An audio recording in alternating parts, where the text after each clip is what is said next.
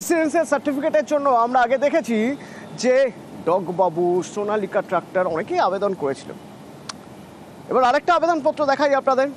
রোহতাস, বিহারের রোহতাসে আবেদন করেছেন ক্যাট কুমার। আচ্ছা, এই ক্যাট কুমারের বাবার নাম কি? আবেদনপত্রে ক্যাট কুমারের বাবার নাম লেখা রয়েছে ক্যাটি বস। মায়ের নাম কি? মায়ের নাম ক্যাটিয়া দেবী। ঠিকানা বিহারের নাসরিগঞ্জ থানার আতিমিগঞ্জ। তৃণমূল কংগ্রেস সোশ্যাল মিডিয়ায় পোস্ট করেছে এই আবেদনপত্র।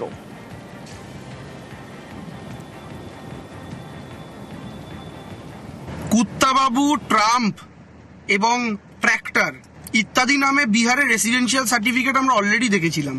এবার বেড়ালের নামে রেসিডেন্সিয়াল সার্টিফিকেট ইস্যু হলো। যার নামে ইস্যু হয়েছে তার বাবার নাম হচ্ছে ক্যাটি বস, তার মায়ের নাম হচ্ছে ক্যাটিয়া দেবী এবং যার নামে ইস্যু হয়েছে তার নাম হচ্ছে ক্যাট কুমার। ফলে এই সমস্ত জায়গা থেকেই স্পষ্ট বোঝা যায় যে এই মুহূর্তে ডবল ইঞ্জিন সরকারগুলোর কি পরিস্থিতি এবং কিভাবে তারা সাধারণ মানুষের নাগরিকত্ব নিয়ে ছিনিমিনি খেলছে।